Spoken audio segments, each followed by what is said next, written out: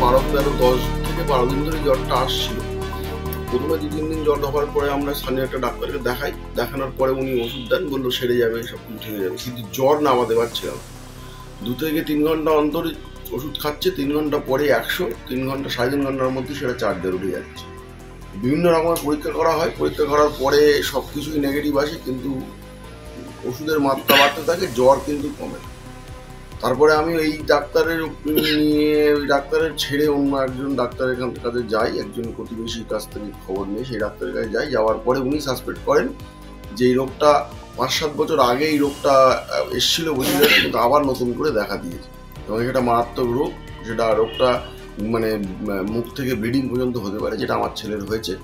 তো তারপরে গতকাল আমি রিপোর্টটা করানোর পরে আজকে তার পজিটিভ এসেছে। এই মুহূর্তে আমরা 11 নম্বর ওয়ার্ডের বাড়ি। আমি সবার কাছে একটা অনুরোধ করবো, আতঙ্কিত হওয়ার কোনো কারণ নেই। একটু ভালোভাবে দেখে রাখতে হবে এবং বেশি করে জল খাওয়াতে হবে এবং 100-র ওপর জ্বর উঠলেই ওষুধটাকে খাওয়াতে হবে। প্যারাসিটামল যে ট্যাবলেটটা আমরা ডাক্তার মানে দিয়েছিল, সেই ওষুধটা আমরা খাইয়েছি এবং তাতে অনেকটা বেশি কাজ হয়েছে। এবং 11 নম্বর ওয়ার্ডে যারা প্রশাসন আছেন এবং উন্নত স্বাস্থ্য দপ্তরের আধিকারিকদের আমি বলবো এই ব্যাপারটা নিয়ে সচেতনতা একটু রাখা দরকার। কারণ এটা যে পোকার কামড়েই হচ্ছে না কেন, নতুন করে এই পোকার কামড় এসছে। আমার বসিরহাটে টাউনে বাড়ি, সেখান থেকেই পোকার উৎপত্তি হয়েছে। 11 নম্বর ওয়ার্ড বসিরহাটের একটা হাট বলতেই পারেন।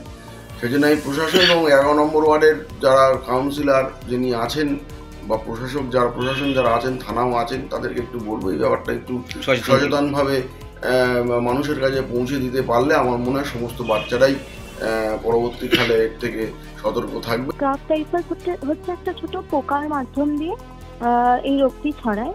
এটি সাধারণত শিশুদেরই হয়, পেডিয়াট্রিশিয়ানদের কাছেই মূলত আসে। বাচ্চাটি আসে জ্বর নিয়ে এবং স্কাব টাইফাসের ম্যানিফেস্টেশন অনেক রকমের হতে পারে।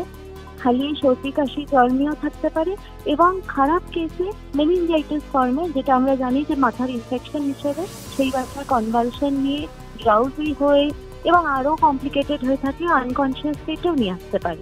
স্কাব টাইফাস এছাড়াও জন্ডিস ভাবেও প্রেজেন্ট করে, সেখানে লিভার খারাপ হয়ে যেতে পারে এবং তার সাথে অন্য অর্গান ড্যামেজও করতে পারে।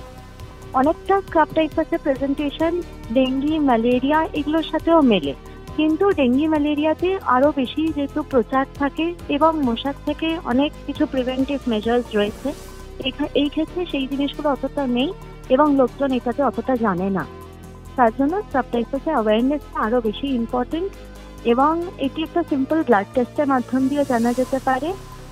আর এই সবচাইতে ভালো জিনিস যেটা স্কাব টাইফাসের অ্যাগেনস্টে ওষুধ রয়েছে, ডেফিনেটিভ কিওরে মেডিসিন রয়েছে। আর্লি ডায়াগনোসিস, আর্লি ট্রিটমেন্টে অনেক বাচ্চারই প্রাণ বাঁচানো যাবে।